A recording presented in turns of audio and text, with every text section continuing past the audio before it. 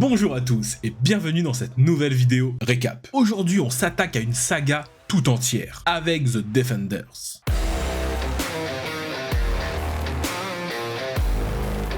Je préfère prévenir, je vais rush pas mal de points afin de retenir uniquement les points les plus importants pour suivre Daredevil Born Again. Car oui, dans cette saga, il y a plein de choses à jeter, tout n'est pas réussi, mais il y a quelques petits points qui retiennent mon attention. Et petite précision, je vais tout de même faire très prochainement les récaps de Daredevil sur la chaîne. Donc, pas de panique. Ne perdons pas plus de temps, générique et c'est parti.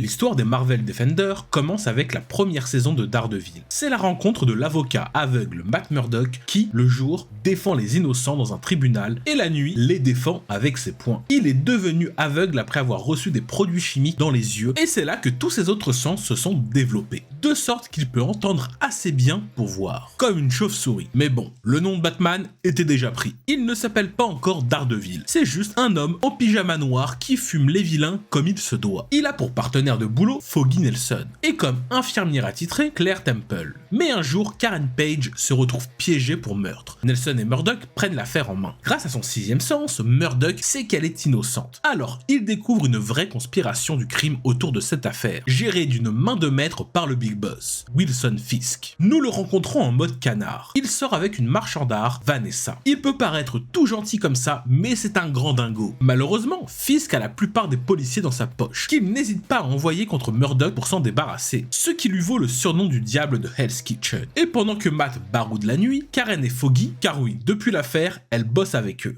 Ils travaillent la journée pour faire tomber Fisk légalement. Mais rien ne va plus lorsque Foggy découvre que Matt est Daredevil. Il lui demande de tout arrêter. Pour faire court, Matt trouve enfin un flic corrompu qui est prêt à témoigner pour que la police soit nettoyée et Fisk est arrêté. Environ 5 secondes. Il y a une intrigue secondaire cette saison avec le vieux mentor aveugle de Matt, Stick, qui l'a formé lorsqu'il était enfant. Il est pris dans une ancienne guerre de ninja entre le bien et le mal. Il n'en reste pas moins qu'il se bat contre un ninja, Nobu, qui l'amoche. Ce qui lui donne l'idée d'avoir enfin un vrai costume. Et c'est tout de rouge vêtu qu'il décide d'aller casser la gueule à Fisk. Il blague pas et après un super combat, il envoie Fisk en prison et obtient officiellement son grade de super-héros. Allez, Jessica Jones, saison 1. L'histoire continue avec la première saison de Jessica Jones. C'est une détective privée. Enfant, elle a eu un accident de voiture où toute sa famille est morte, mais d'une manière ou d'une autre, elle s'est réveillée avec une force surhumaine, ainsi qu'une super résistance à l'alcool. Un jour, une gentille fille nommée Hop fume ses parents dans un ascenseur. Mais ce n'est pas elle. Elle est sous contrôle mental. Et Jessica a un passé avec ce méchant, connu sous le nom de Killgrave. Et tout ordre qu'il vous donne, vous devez le suivre. Il se promène au calme en transformant les gens en ses esclaves personnels. Mais maintenant, il est de retour en ville et étrangement obsédé par Jessica, qui, pour prouver l'innocence de Hop, va voir un avocat à la moralité plutôt douteuse. Donc elle se met à la recherche de Killgrave, mais vu qu'il peut transformer n'importe qui autour de lui en garde du corps, c'est plutôt difficile de le choper. Elle se fait aider par sa meilleure amie et sa sœur adoptive, Trish Walker, et il y a Malcolm, le junkie qui habite à côté. Mais il s'avère qu'il n'est pas seulement sous drogue, il est sous contrôle mental. Mais une fois que Jess l'aide à devenir clean, c'est un gars vraiment intelligent. Il y a aussi ce flic qui voulait fumer Trish, mais qui a fini par se la taper. Et pour arrêter Killgrave, il a commencé à prendre des super pilules. Pas la petite pilule bleue, mais bien pire. Il s'est carrément transformé en méchant. Pour l'arrêter, Trish a également pris une de ses pilules et ensemble, les filles l'ont fumé. Mais Trish a pris goût à ses super pouvoirs. Il y a aussi le nouveau barman avec qui Jessica flirte, Luke Cage, qui s'avère encore plus costaud qu'il n'en a l'air. Il a aussi des super pouvoirs. Il est invincible. Quand il réalise qu'ils ont tous les deux de super pouvoirs, il s'envoie en l'air. Normal. Il s'avère qu'il enquête sur sa défunte femme Reva qui a été renversée par un bus. Elle était en fait avec Killgrave et Jessica. Il voulait une clé USB qu'elle avait et vous avez compris, c'est pas le bus qui l'a percuté, c'était Jessica sur ordre de Killgrave. Et donc, après quelques tentatives infructueuses pour choper le Killgrave, il prend tout un commissariat en otage et dit clairement à Jessica que vu qu'il ne peut pas la contrôler, ils n'ont qu'à se mettre en couple. Normal.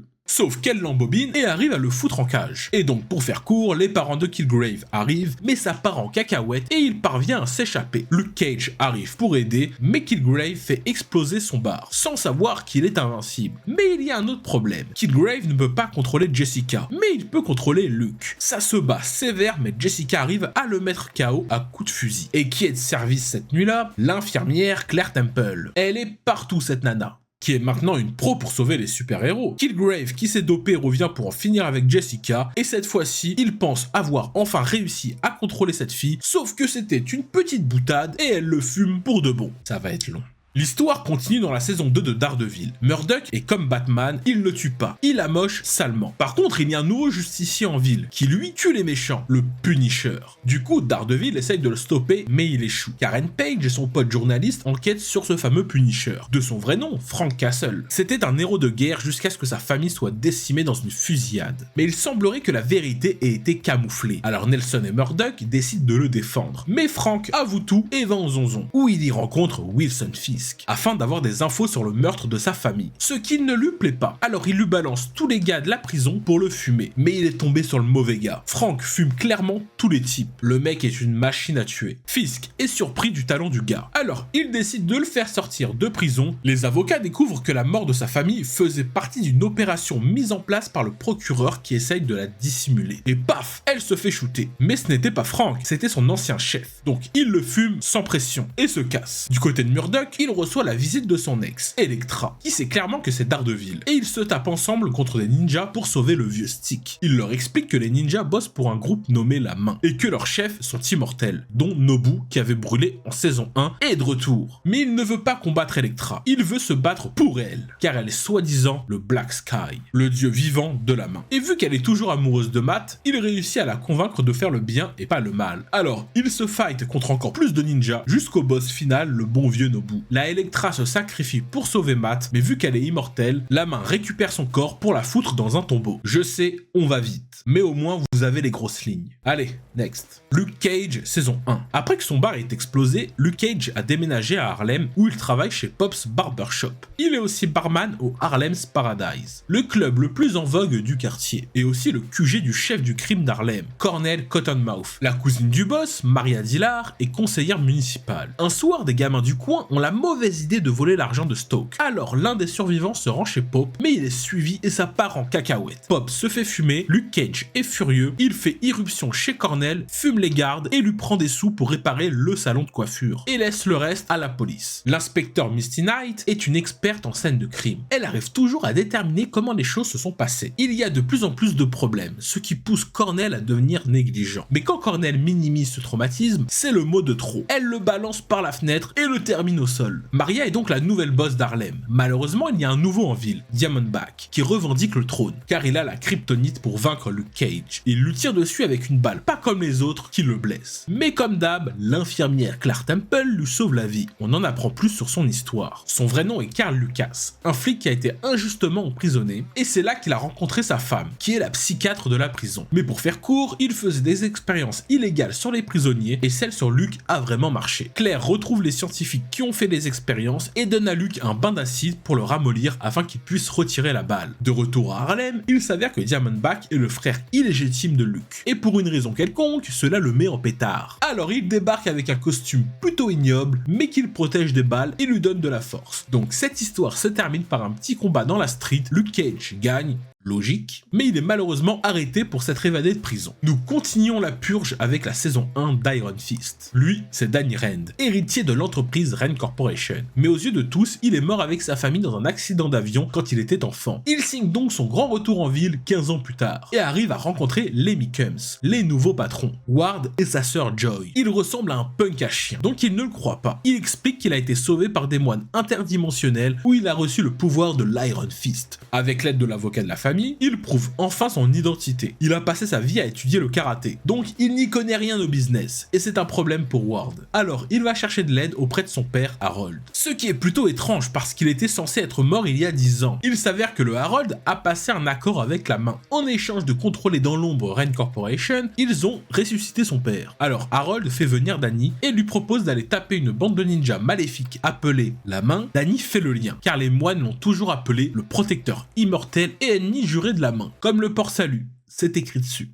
Il trouve rapidement la chef de la main, Madame Gao, que nous avons rencontrée dans la première saison de Daredevil. Et en effet, Danny essaye de l'arrêter, mais elle l'envoie balader. Entre-temps, il flirte avec Colleen, une prof de karaté, mais il a fait vœu de chasteté, donc il ne peut rien faire avec elle. Sauf qu'elle lui montre ses boobs. Et là, d'un coup, adieu les promesses. Colleen entraîne aussi Claire Temple. Elle est partout la Claire. Avec cette histoire, Danny réalise que l'accident d'avion n'était pas un accident. Ses parents ont été tués par la main. Donc, il n'est pas content et capture Madame Gao. Colleen lui présente Bakuto, un sensei, et ils chillent ensemble. Mais Madame Gao lui révèle que son nouveau pote fait partie de la main. Colleen essaye d'expliquer que Madame Gao fait partie de la mauvaise main et qu'elle et Bakuto font partie de la bonne main. Là, ils m'ont perdu déjà. Donc, il y a clairement conflit d'intérêts entre eux. Colleen réalise qu'elle travaille pour les méchants. Alors, elle a son dernier combat avec son sensei et réussit à vaincre le Bakuto. Danny découvre que son meilleur ami chez les moines est aussi en ville. Il est là pour le ramener au temple. Il accepte, mais il se fait clairement chier. Alors, il retourne sur New York. Tout semble terminé, sauf que le vrai méchant, c'est Harold. Ce n'était pas Madame Gao qui a causé le crash d'avion, c'était Harold pour reprendre l'entreprise. En fait, Ward a essayé de fumer son père, et vu que c'est un mort-vivant, ça ne fonctionne pas. Danny fait irruption là-dedans et lui donne un gros coup de poing de ses morts. Il veut le laisser vivre, mais Ward souhaite vraiment mettre fin à son père et tire. Cette fois, tout semble terminé. Encore. Alors Danny décide de ramener sa meuf à son temple. Mais sur place, Kunlun a disparu. Il est enfin temps de se récap la série crossover de tout ce merdier avec la première et dernière saison de The Defender. À la fin de la saison 2 de Daredevil, la main a déterré le corps d'Elektra et l'a mis dans un sarcophage chelou pour la ramener à la vie. Elle a toujours été une excellente combattante, mais maintenant elle est le Black Sky qu'elle pense être, un super ninja. Depuis son retour, elle est amnésique et manipulée par la grande chef de la main, Sigourney Weaver. Leur plan se passe à New York. On ne sait pas encore quoi, mais ça provoque des tremblements de terre partout en ville. Nos héros sont donc liés dans cette histoire. Danny est devenu l'Iron Fist grâce à la main, Jessica Jones travaille sur une affaire liée à la main, et Matt Murdock a aussi combattu la main. Luke Cage a été renvoyé à la prison de Seagate, mais grâce à ses avocats Foggy Nelson, son nom est blanchi. Mais maintenant, les ninjas recrutent des enfants d'Harlem. Alors, il enquête. Il tombe sur Danny Rand en train de faire son truc, et découvre malgré lui les pouvoirs de l'Iron Fist. Bref. Il réalise qu'ils ont Claire comme ami commun. Danny, maintenant PDG, découvre que tout son board sont des ninjas de la main, ça part en cacahuète, Matt, Jessica et Luke débarquent, ça fume du ninja, et nos Defenders sont enfin réunis. Ils se planquent dans un resto, rejoint par Stick, qui les briefe sur la main. C'est une guerre de ninjas sans fin, un truc normal pour Danny et Matt, qui lui a revu Elektra vivante, il est carrément sur le cul. Mais vu qu'elle est amnésique, elle se souvient pas de son amoureux. Enfin bref, ça fume du ninja un peu partout, ils réussissent à capturer l'un des chefs de la main, il y en a 5 au total et pour rappel, ils sont tous immortels grâce à leur rituel du sarcophage de sang. Ils essayent d'en savoir plus quelle qu'en soit la manière. Ils apprennent que Danny est la clé, alors ils veulent le planquer. Ils l'attachent pour le garder en sécurité, sauf que le Stick veut le tuer pour pas que la main tombe sur lui. Au moins, ça c'est radical. Mais Elektra débarque et fume Stick, et ramène Danny à la main et fume le grand chef, et devient donc la nouvelle chef. Elektra emmène Danny à la porte du sceau mythique pour qu'il tape dedans avec son poing comme un gong.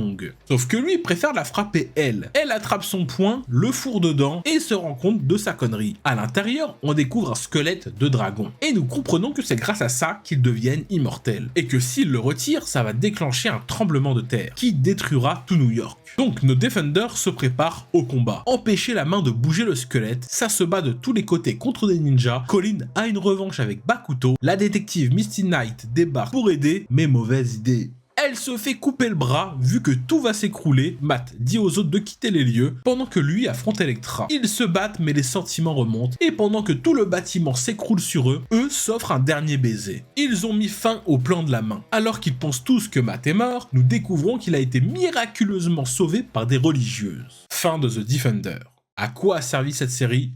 Je ne sais pas. La saga continue avec la première saison focus sur le Punisher. Dans la saison 2 de Daredevil, Frank Castle a tué toutes les personnes impliquées dans le meurtre de sa famille. Sa quête de vengeance est donc terminée, mais il est contacté par le maître de l'informatique Micro, et il s'avère que la conspiration est encore plus profonde que nous le pensions. Micro était un analyste de la NSA qui a essayé de dénoncer les activités illégales que l'unité de Frank faisait en Afghanistan. Frank pensait qu'il était là-bas pour combattre des terroristes, mais il s'avère qu'il éliminait des cibles amies, pour remplir les poches de Blacksmith. Encore un méchant. Frank retrouve donc ce type et apprend le véritable secret de la mort de sa famille. Tout a été mis en place par ce type pour faire taire Frank, car il en savait trop et tout a été orchestré par un agent de la CIA plutôt louche, l'agent Orange. Mais c'est l'agent Madani qui enquête désormais sur cette affaire. Elle retrouve l'ancien meilleur ami de Frank, Bill Russo, qui le pensait mort. Mais ça, elle ne le savait pas. Bill y retrouve Frank et fait genre d'être heureux, car il s'avère que ce Billy travaille pour l'agent Orange. Cependant, Frank se rend compte rapidement que Billy l'a trahi, et il fait semblant de prendre en otage Karen Page pour se sortir d'un bourbier. Et il y a un petit truc entre ces deux-là. Frank se rapproche de la famille de Micro, qu'il pensait aussi tous morts. Mais les méchants font chanter Micro avec sa famille pour le faire sortir de son trou, et ça finit mal pour lui. Frank décide de mettre fin à tout ça, il fume pas mal de méchants, mais finit par être capturé. L'agent Orange peut enfin en finir avec lui, mais il s'avère que Micro a simulé sa mort et Frank s'est laissé capturer, pour que le Micro et l'enquêtrice puissent avoir des preuves. Notre Punisher se libère et fume l'agent Orange. Billy, lui, arrive à s'enfuir. Mais Frank n'en a pas fini avec lui, car il sait maintenant que c'est son meilleur ami qui a tué sa famille. Le combat a lieu au même endroit où sa famille est morte. Frank décide d'épargner Billy, mais lui laisse une trace à vie. Il lui éclate la tête contre un miroir, lui découpant le visage. Par la suite, Frank est blanchi par la CIA. Allez, on enchaîne avec la saison 2 de Jessica Jones. La vie continue pour Jessica Jones. Son voisin Malcolm est maintenant son assistant et sa meilleure amie Trish utilise ses pouvoirs de célébrité pour enquêter sur la façon dont Jessica a obtenu ses pouvoirs. Mais maintenant, cet autre gars qui a obtenu des pouvoirs est assassiné. Quelqu'un essaie de tout cacher. Jessica traque le super pouvoir, mais il s'avère que c'est une femme qui est plus forte qu'elle. Il traque l'infirmière qui les mène au concierge, qui les mène au Dr Carl, qui sort maintenant avec la femme au super pouvoir. Mais chez le Dr Carl, Jessica trouve une photo d'elle enfant. Oui, cette femme est la mère de Jessica. Elle a été horriblement brûlée dans l'accident de voiture. Ils ont dû reconstruire son visage à partir de zéro. C'est pourquoi Jessica ne l'a pas reconnue. Pour faire court, l'expérience lui a sauvé la vie. Elle lui a donné une super force, mais elle n'a jamais été libérée. Mais maintenant, elle veut renouer avec sa fille, mais c'est compliqué. Finalement, elle fait ce qu'il faut avec son avocat. Jessica fait tout pour l'aider. Mais l'avocat a ses propres problèmes. Il s'avère qu'elle est en train de mourir. Trish a eu un avant-goût des super pouvoirs la saison dernière avec les pilules. Mais maintenant, elle a un super inhalateur. Et elle court partout en pensant qu'elle est un super-héros, mais en réalité, elle n'est qu'une folle qui frappe les gens dans le bus. On pourrait imaginer que cet inhalateur est assez addictif, et elle a des antécédents d'abus de drogue depuis ses années de pop star. Donc, elle perd le contrôle, et ça devient encore pire quand elle est en manque. Elle kidnappe le Dr Carl et lui demande des super-pouvoirs, mais ça tourne mal. Jess doit intervenir et l'arrêter, alors il se fait exploser. Normal. Ses recherches mettent la mère de Jess en colère, elle devient incontrôlable, parfois sa mère est une bonne personne et Jessica ne veut pas la perdre, elle accepte finalement de se rendre pour de bon, mais elle se fait tirer dessus par Trish car sa mère est trop dangereuse pour vivre. Jessica Jones est complètement traumatisée par ce qu'elle vient de vivre. Je ne sais pas si vous êtes encore là avec moi, mais on avance dans cette saga qui est un peu lunaire. On repart du côté de Luke Cage avec la saison 2. La vie est belle pour Luke Cage, le héros d'Harlem. Les choses se passent bien avec l'infirmière Claire, mais un jour, en battant des méchants, il tue presque ce type. Claire lui reproche ses excès de colère, ce qui n'est pas faux, et c'est une petite rupture. Alors Luke se concentre sur son travail pour mettre fin au crime. Maria Dillard a pleinement repris le rôle de sa cousine en tant que chef, avec son partenaire Shade. D'ailleurs, ces deux-là fricotent ensemble, mais il y a un nouveau en ville. Comme d'hab, un Jamaïcain qui s'appelle Bushmaster. C'est un combattant de breakdance. Et plus que ça, il est aussi à l'épreuve des balles. Son pouvoir vient de l'herbe jamaïcaine, le Nightshade. Et avec elle, même Luke Cage ne peut pas l'arrêter. Le Bushmaster a un conflit personnel avec Maria Stokes. Leur famille était partenaire, mais les Stokes ont trahi les Bushmasters en les fumant. Alors, il est là pour se venger. Il laisse Maria brûler. Luke arrive tout de même à sauver Maria pour qu'elle puisse aller en prison. En plus, il a du sable magique qui le paralyse. Respirez, tout va bien se passer.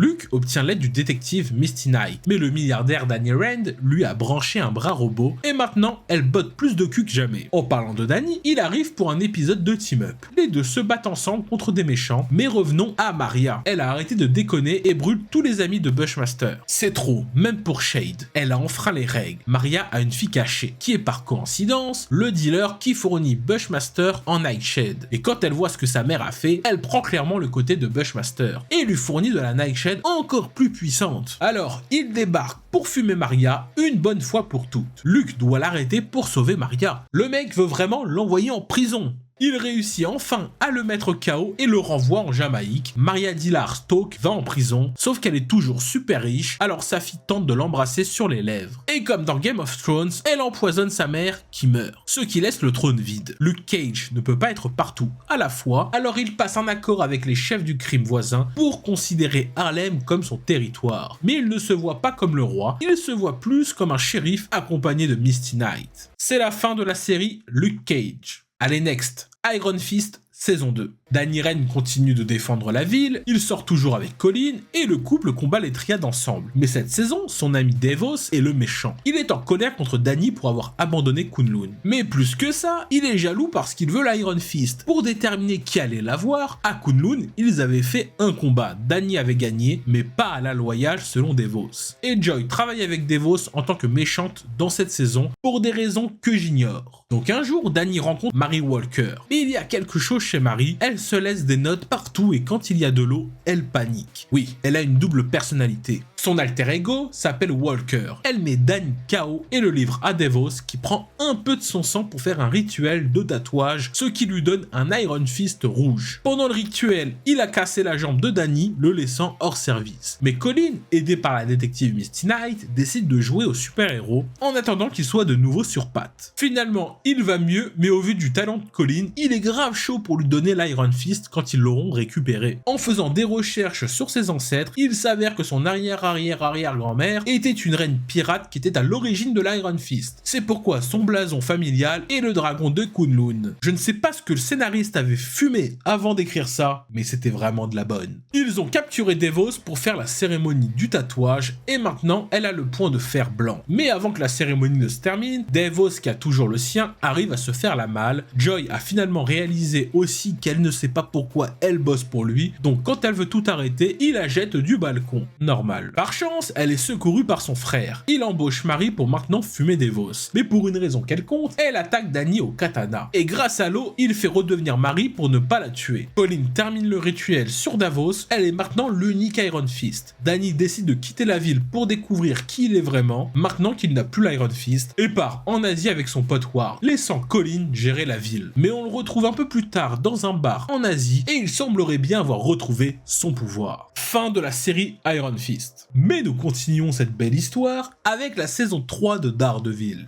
À la fin de The Defender, il semblait que Matt et Elektra soient morts dans les bras l'un de l'autre. Mais Matt a survécu. Dans cette saison, nous abandonnons tous les trucs de ninja et nous nous concentrons à nouveau sur Wilson Fisk. Merci. Il est maintenant prêt à conclure un accord avec le FBI où il balancera un tas d'autres gangs. Mais nous savons qu'en prison, les indiques se font fumer. Il est poignardé donc pour sa propre protection. Le FBI doit le transférer en résidence surveillée. Il porte à nouveau ses costumes blancs, sauf que dans son placard, il a une caverne secrète où il fait des trucs de super vilain. Il se jouait du FBI pendant tout ce temps. Matt sait que Fisk ne prépare rien de bon et va en prison pour enquêter. Mais là, il reçoit un appel de Fisk qui le déteste, car c'est lui qui l'a enfermé, sans savoir que Matt Murdock est aussi son autre ennemi juré, Daredevil. Fisk lui envoie un tas de détenus pour le fumer. Matt fait équipe avec la journaliste Karen Page pour traquer le type que Fisk a payé pour le poignarder. Mais Fisk s'est particulièrement intéressé à l'un des agents de son équipe, Ben Poindexter. Il s'avère qu'il a un super lancer et qu'il est un peu psychopathe. Il crush sur une nana. Alors Fisk fait fumer la nana pour encore plus le rendre fou. Le mec se fait passer pour Daredevil, mais Matt est là. Malgré qu'il soit un meilleur boxeur, il se prend une balle dans la tronche et l'autre fume la taupe. Finalement, l'agent Renadim se rend compte que Fisk s'est bien foutu d'eux. Il essaye de le dire à ses patrons, mais Fisk contrôle tout le monde. Donc il est obligé de bosser pour lui ou toute sa famille se fera fumer. Normal.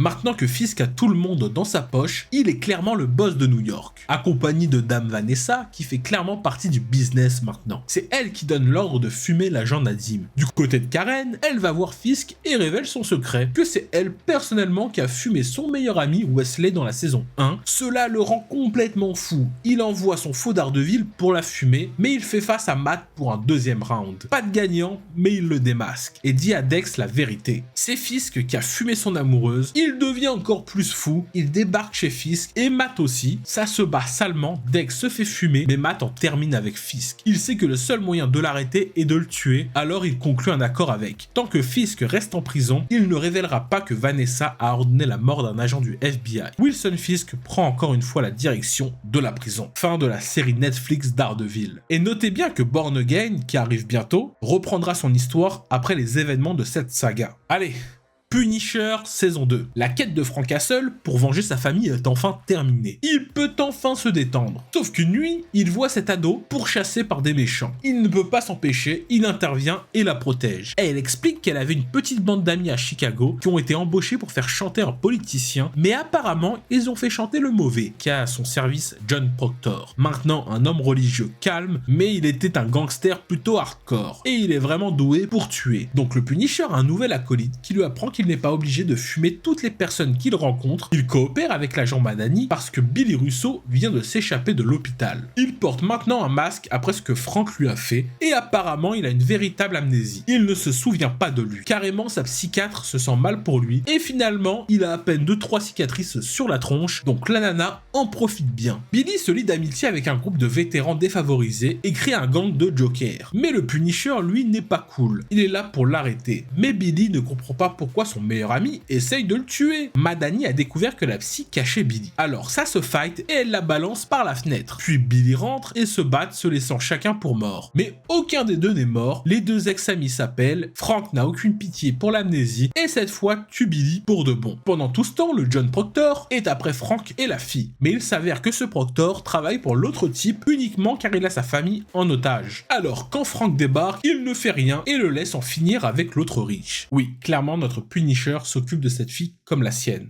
Et leur séparation lui fend le cœur. Mais il continue à faire ce qu'il fait de mieux, tuer des méchants. Fin de la série Netflix de Punisher. Allez, dernier chapitre de cette très longue saga, avec Jessica Jones saison 3. L'expérience pour donner à Trish des super pouvoirs semblait être un échec, mais à la fin de la saison 2, elle a réussi à rattraper son téléphone avec son pied, ce qui est plutôt génial. Et oui, l'expérience a fonctionné, Trish a des pouvoirs, en tout cas elle est plutôt bonne en parcours. Pendant ce temps, dans un bar, Jessica rencontre un gars qui promet de lui faire les meilleurs burgers de New York. Mais quelqu'un frappe à la porte, et quand elle répond, elle est poignardée. Il s'avère que l'agresseur en voulait aussi au burger, car il a aussi un super pouvoir. Il peut sentir la méchanceté des gens, ce qui lui donne un horrible mal de tête. Il l'utilise pour les faire chanter, il ne sait pas ce qu'ils ont fait, mais ça suffit. Il pense que l'agresseur est le dernier en date qui n'a pas payé et s'avère être un génie nommé Grigory Salinger, et ressemble vraiment à un tueur en série. Mais quand Jessica débarque, le mec fait genre d'être footballeur et appelle la police. Alors, elle se casse. Je craque, c'est super long, alors on va speedrun la fin de cette vidéo. La Jessica se rend compte que tous ses ex-amis s'allient pour la faire tomber, mais Osef, elle poursuit son enquête sur le type mais ne trouve rien, c'est juste sa propre parole contre la sienne. Trish se fout dans un bourbier et Jessica la sauve encore une fois, donc ils se réconcilient, mais pas trop longtemps tout de même car les deux amis se fight et Jessica envoie sa pote en prison pour tous les abus qu'elle a fait avec ses pouvoirs. Maintenant que tout est réglé, Jessica décide de quitter la ville pour de bon, mais sur le départ, elle entend dans sa tête la voix de Killgrave, ce qui lui donne envie de rester pour affronter ses problèmes. Fin de Jessica Jones, mais aussi fin de la série The Defender. Alors j'espère que ce long récap vous permettra d'attaquer Daredevil Born Again avec toutes les infos en tête. Merci à tous d'avoir suivi cette vidéo. Si vous voulez un récap d'un film ou d'une série en particulier, n'hésitez pas à me le dire dans les commentaires ci-dessous. Et merci par avance pour le like et l'abonnement à la chaîne. Ça aide fortement à gagner en visibilité et ça contribue à son développement. Restez branchés, de prochains récaps arrivent très rapidement, donc prenez soin de vous et à bientôt. You cannot feel that my heart is taking. Ain't no way that you cannot sense it. You didn't